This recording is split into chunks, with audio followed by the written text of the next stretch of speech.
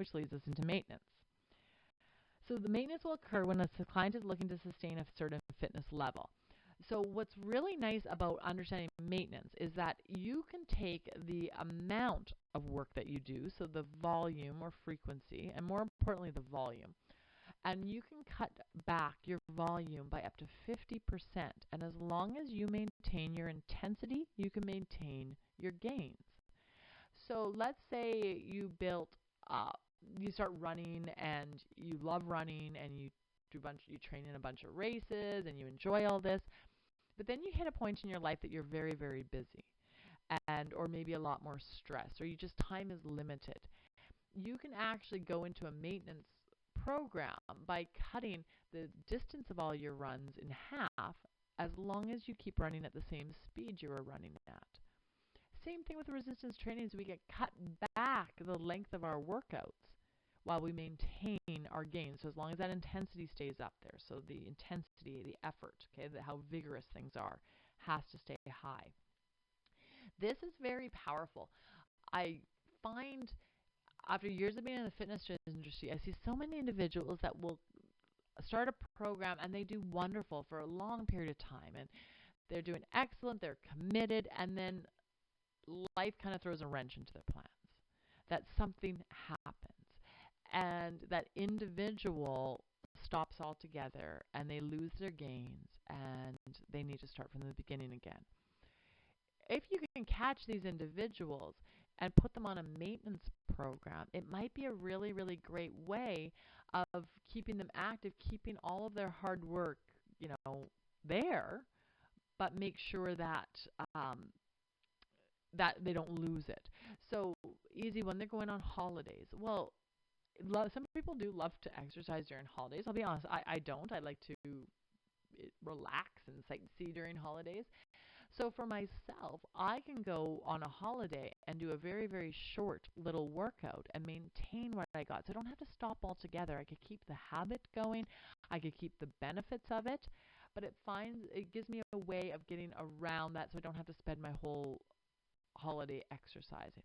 Or the same things with the holiday season at Christmas time and that, or else whatever a holiday season the individual might have, that they would, instead of stopping altogether, just dial it back, maintenance program.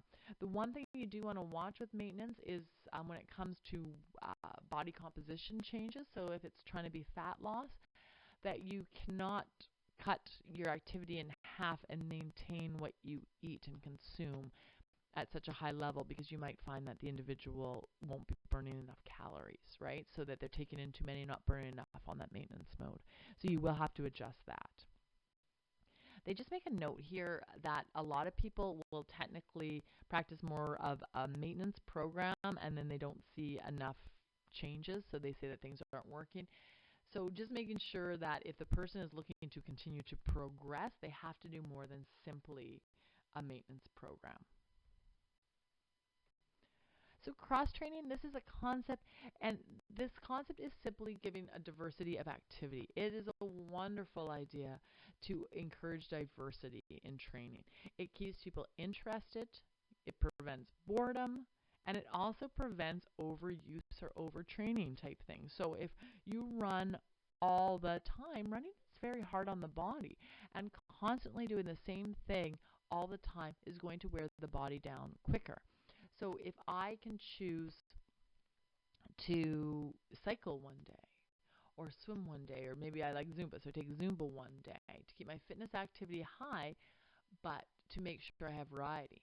The big one that we definitely throw in, especially with endurance individuals, is definitely throwing in resistance training. Resistance training will benefit aerobic activity. So you will get better at doing aerobic activity by adding resistance training in.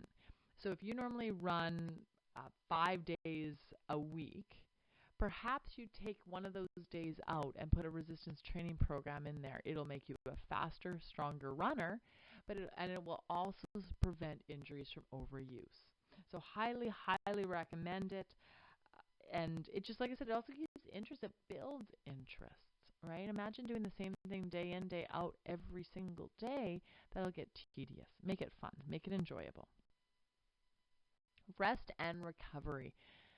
There is huge amount of research and study going into this, and huge investments from sports teams.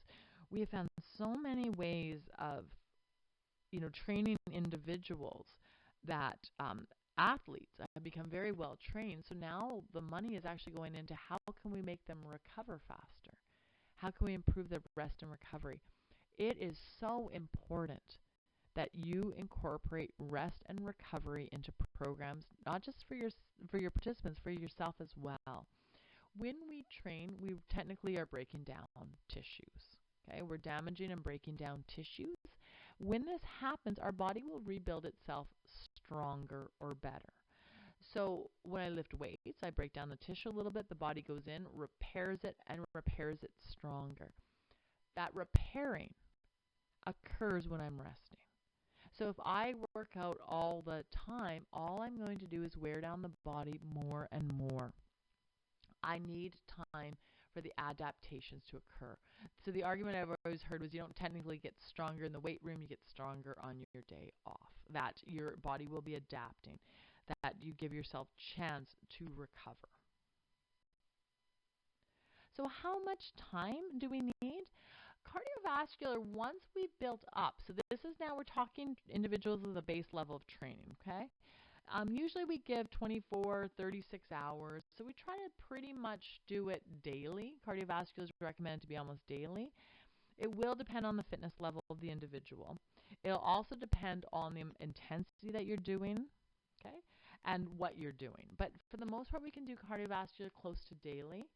If we're doing muscular strength workouts, we want to rest that specific muscle group 48 to 72 hours, okay, so a few days. You will find advanced individuals will exercise daily, but if you watch their routines, they're usually alternating muscle groups. So they might be working their chest one day, their back one day, and then their legs the next day, so that they are actually letting that muscle group recover. So you want at least 2 days between to rest a muscle group for muscular strength. And endurance, it depends. If you are doing fewer repetition endurance, you can do muscular endurance almost daily. However, if you are doing very high volume, so a long workout with muscular endurance, you might want to take a little bit more time. If we do not rest and recover, this can lead to overtraining. So overtraining is simply that your body is no longer adapting in a positive way to exercise. So it's becoming too much. Your system is becoming worn down. And this is where we'll get chronic fatigue or overuse. So there are things that we can do to prevent overtraining, and we want to be very, very aware of this. We can increase the amount of rest between workouts. So if we're a little concerned that somebody might be overtraining, we spread out. We might say, okay, instead of 5 workouts this week, let's do 4, let's do 3. You can reduce the intensity or alternate the intensity. So if once again the individual were concerned that they might be doing too much, we could then either reduce the intensity. So say they're doing high intensity workouts, let's dial it back a little bit, do some lighter, some easier workouts, right? Or even alternate it. So maybe if they do 3 days a week of high intensity, maybe they're doing high intensity and then the next one is going to be moderate and then high intensity again.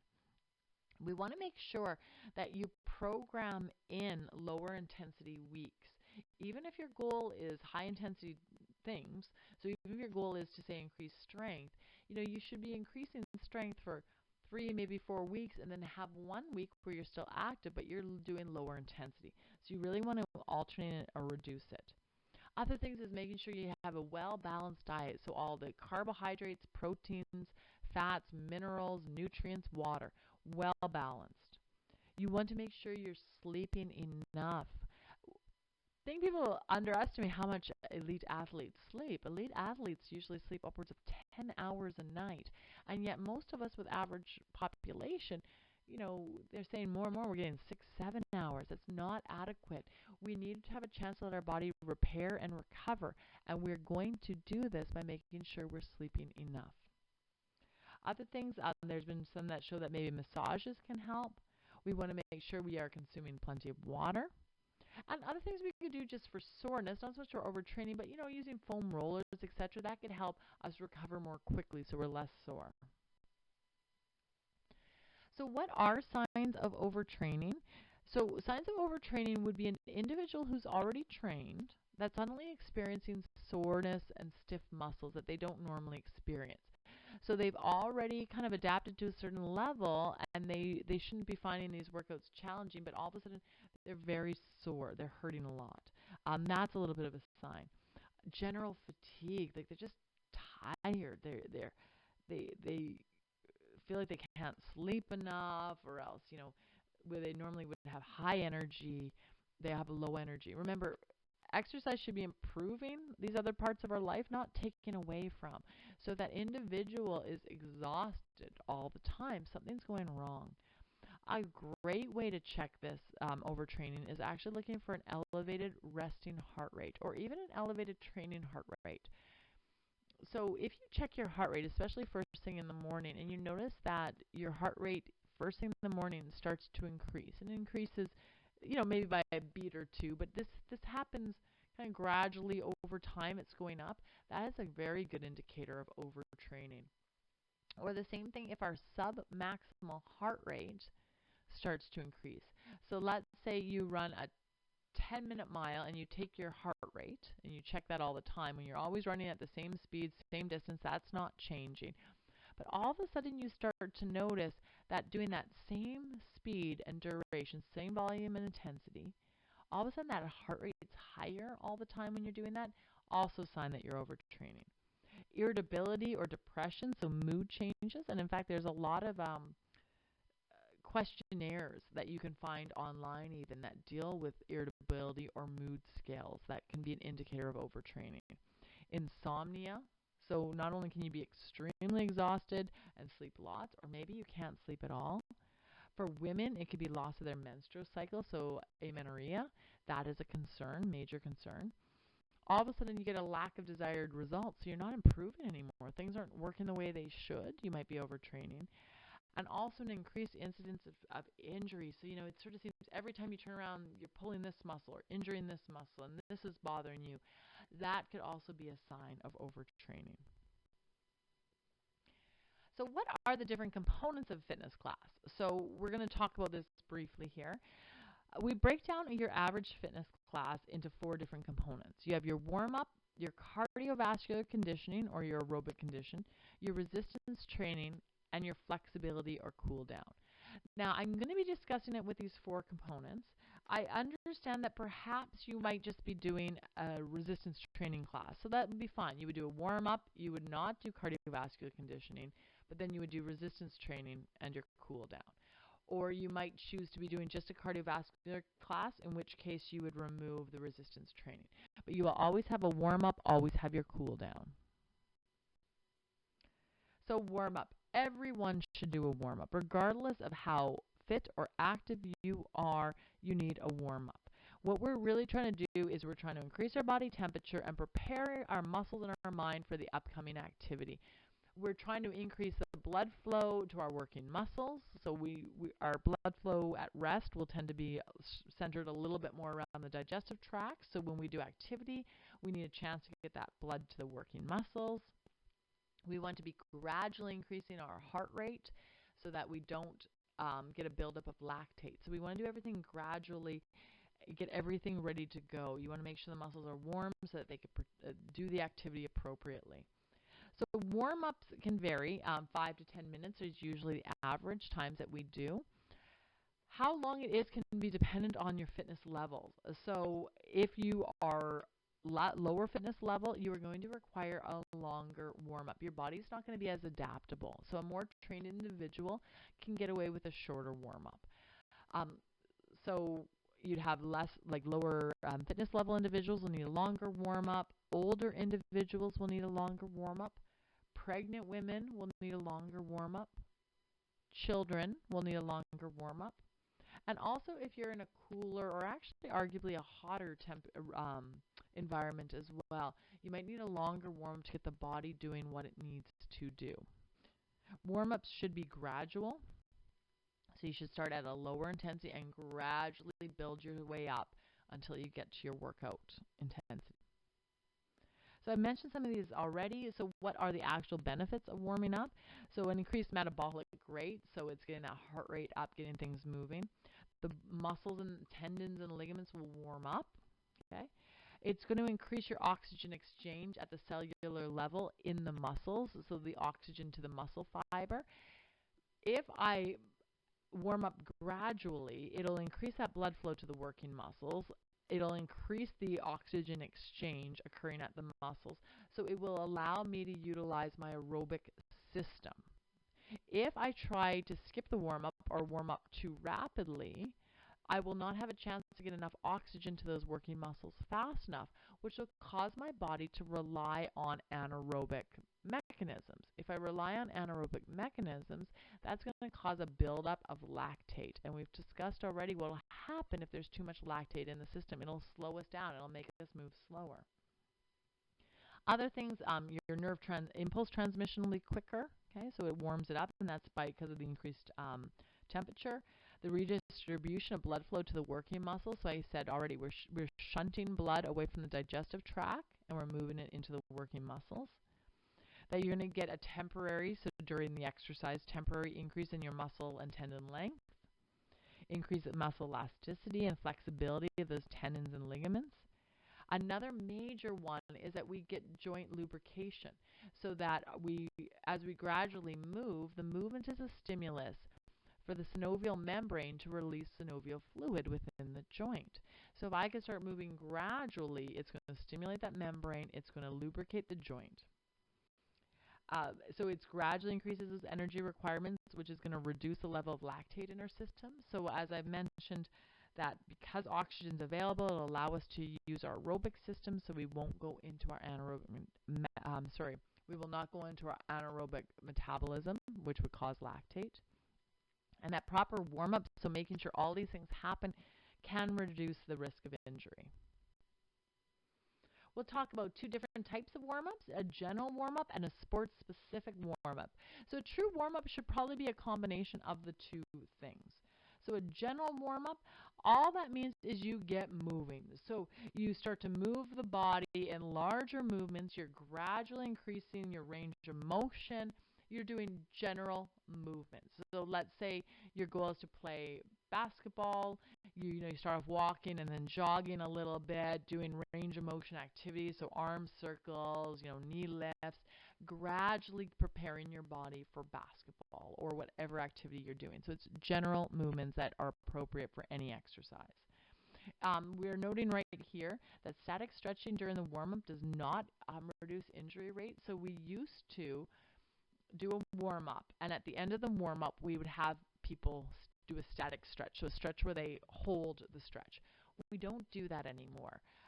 The reason being is it was shown that it doesn't actually increase injury risk, and arguably it can, by doing static stretching, can decrease our power output, so athletes that require more power, that'll decrease.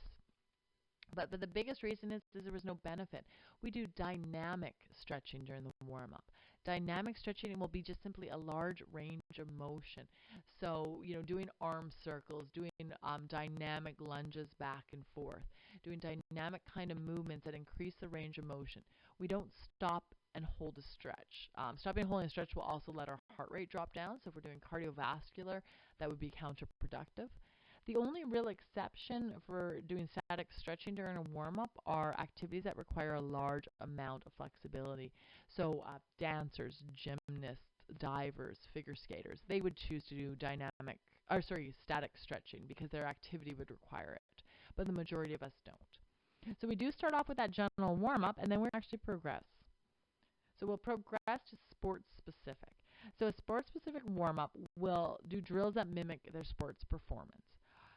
And it'll be rehearsal of the activity. So going back to my basketball example, so as they get out, they start running, they run some laps, they might do some high knees, some like lunges, some shoulder rolls, arm circles. That was their general warm-up. Then they go sports specific. So now all of a sudden they might start practicing some layups. They might get a ball out. They might start dribbling the ball as they're doing their warm-up. In a fitness class, if I'm teaching a choreographed fitness class, I might have them just do very basic moves to warm up, but then I'll start to get more specific at the end of it. So I'll slowly start to increase the pace, and I'll start to really rehearse the activity.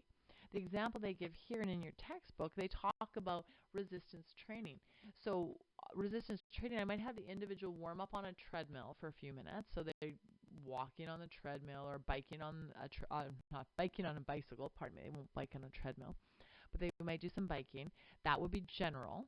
And then I might move them to the weight room, and I might have them lift the weights, lifting light weights, rehearsing their actual lifts. So if they do 150-pound bench press and their warm-up, I might have them warm up using just the bar.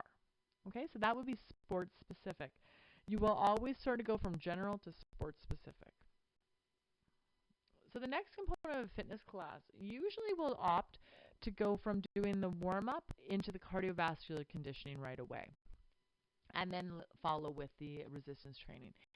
This is not an absolute rule, but truthfully it does flow a lot better, because during my warm-up, my heart rate gets up. It leads me into that cardiovascular, versus if I warm up and then I stop, I do my resistance training, and then I need to kind of re-warm up to get cardiovascular, to get that heart rate back up for the cardiovascular. So usually we will put cardiovascular first.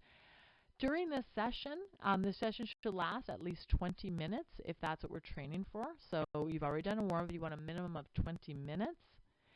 You want to make sure that it's moderate to vigorous physical activity. So moderate to vigorous. So you're going to instruct your participants on using either heart rate or rates of perceived exertion. They need to make sure it's worth their while, that the intensity is there. And we want to make sure that it's sustained activity. When we talk about cardiovascular endurance and cardiovascular health, we measure this by VO2 max. So it's the volume of oxygen maximum, so maximum oxygen consumption. Or in other words, the volume of oxygen that the body can utilize per kilogram of body weight for each minute of activity. So what that means is that whenever we are doing activity, our body will require oxygen to fuel that activity. As we become more and more fit, we will be able to do more movement and more activity per minute, which will require more and more oxygen.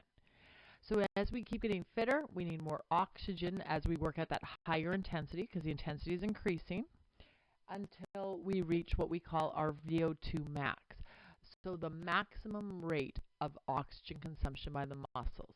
So that would be a measurement of how hard the muscles can actually work. So there's different ways. You could go and find multiple ways of measuring VO2 max. However, the most accurate way is actually done in a lab, and they will usually have you on a treadmill. Sometimes some of the tests will be a bike. They're graded tests that become gradually more difficult the longer you do the test, and they usually strap you up to machines to measure the amount of oxygen and carbon dioxide that you're utilizing and expelling. So things that control how much or how high your VO2 max can get will be things such as your age. So as we age, after a certain point, our VO2 max will naturally decline with age. So once we become an adult, as we get older beyond being an adult, so beyond our 20s, our VO2 max will decrease per year. Our gender, so men will have a higher oxygen consumption. Body composition will make a difference, as well as the state of training. So the fitter you are, the higher of a VO2 max score you will have. So the fitter you are, the more intensive activity you can do per minute that would require more oxygen per minute. So your VO2 max score would be higher. As well as the mode of exercise can also affect what your oxygen consumption is. So if you're doing something that you're not very efficient at, then you might end up maxing out at a lower VO2 max. So mode of exercise can play a role. So training our cardiovascular system is important, and there are certain benefits from doing cardiovascular or aerobic activity, so long sustained activity of the large muscle groups. With training, our heart will pump more efficiently. So our heart is a pump, and whenever we are exercising, our heart will fill up with blood, and then the heart will contract, sending that blood around the body or to the lungs. So remember we talked about the different chambers. So with training, our heart becomes more efficient. So that means that it could fill with more blood for each heartbeat. So with each heartbeat, it sends more blood out into the body. So think about this as like a bicycle pump. Even though it's a bicycle pump, not a closed system, you'll still give you an idea of how this would work. That if you did these tiny little pumps on the bicycle pump, so like little half pumps, you'd have to do a whole bunch of them really, really fast, right, to blow something up, okay? You have to do a whole bunch of them really quickly. Or you could take big, large pumps of the bicycle pump, okay? So going through a large range of motion, big, large pump, and that's going to allow more air out with each pump. That is how it works with our heart. And in fact, the amount of blood that we eject with each beat is called our stroke volume.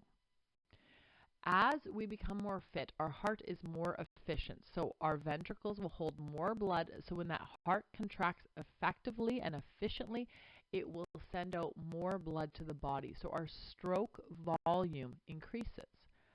Our cardiac output, which is how much blood is circulated in the body, is a combination of stroke volume and heart rate. So how much blood we send through the body is a combination of how much blood is sent out with each beat and how many beats we have per minute. If our heart is not efficient, so if that stroke volume is low and it does not send very much blood with each beat, our heart rate has to be higher. So you'll have a higher heart rate because you're sending out more blood, you're sending out less blood with each beat. So once again, picture that bicycle pump. You're doing these tiny little kind of ineffective little pumps, okay? With training, that stroke volume increases, and as a result, our heart rate decreases. We don't have to do as many beats per minute. Using the bike pump analogy, all of a sudden, if you do those big full pumps with the bicycle tire pump, right? If you do these big full pumps, you don't have to do as many to fill up the tire. Okay, so it's very, very similar. So the heart will become able to pump more efficiently, and because the heart as a result will pump more blood per beat. And we say that is your stroke volume increases. Okay, we call that stroke volume. Because your stroke volume increases, your heart rate at rest will be lower. Also, your heart rate at sub-maximal exercise will be less. So your maximal heart rate won't change, but your sub-maximal. So that would be when you go for a walk. So let's say you're going for a walk and you're not very conditioned and just a regular walk. This is sub-maximal exercise. It's not maximal effort. Your heart's going to beat. It's going to have to beat at a higher rate, a higher frequency if you're not very trained, because your stroke volume would be low. So your heart's going to go quite high just to do that walk. As you become more fit, your stroke volume increases. So while doing submaximal exercise, so that same walk, if you keep the walk at the same speed, your heart rate will be lower because you won't have to have the heartbeat as often. Other things that will happen is you will actually increase your number of red blood cells. It's RBC, red blood cells, and your total blood volume will also increase. Blood supplies to your tissues increase, and this increases because you get an increased capillary network. So remember when we went from arteries to arterioles to capillaries? Capillaries is where gas exchange occurs. And once the body perceives a need to increase the amount of gas exchange occurring at the muscle, it is going to build more capillary networks, so more capillaries so that there'll be more oxygen exchange. So the increased capillary network to increase the blood supply to the tissue. Your resting blood pressure will also decrease, as well as having increased lung efficiency. So these are all really heart-healthy benefits to doing cardiovascular training. So the FIT formula, you're going to see some variation in numbers. I know that earlier we're talking 3 to 5. Here it's saying about 3 to 6 times per week. We want to make sure we do cardiovascular training frequently. The higher the intensity, the less frequently we need to do it. But for the most part, yes, anywhere 2 to 6, or 3 to 5, or 3 to 6 times per week. Intensity is recommended to be moderate to vigorous intensity. A beginner will start at moderate. As they become more advanced, we shift them more to vigorous. Time, when we're structuring a class, we're talking about 20 minutes minimum per class or longer. And type, we really do want to focus on weight-bearing aerobic activities.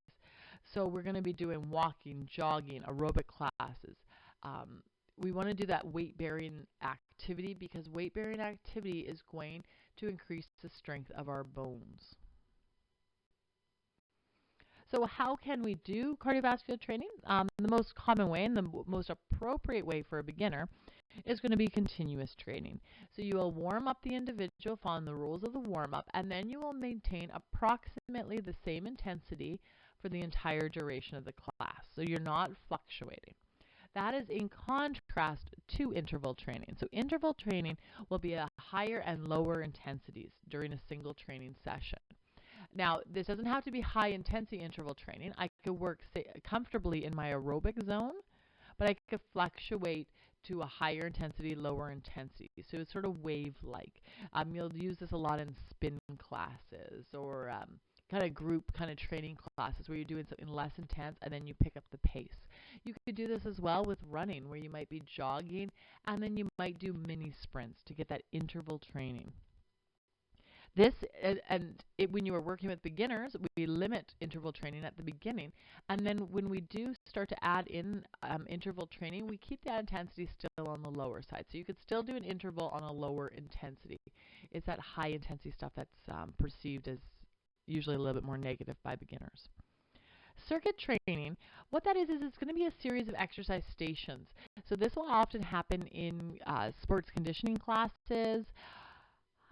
There's different types of gyms that will also set up where you have a series of stations. And as long as you're having aerobic stations in there as well, this can serve as aerobic conditioning as well. We could also do circuit training with resistance training. So perhaps you sit at a chest press machine and then you go to a leg press machine.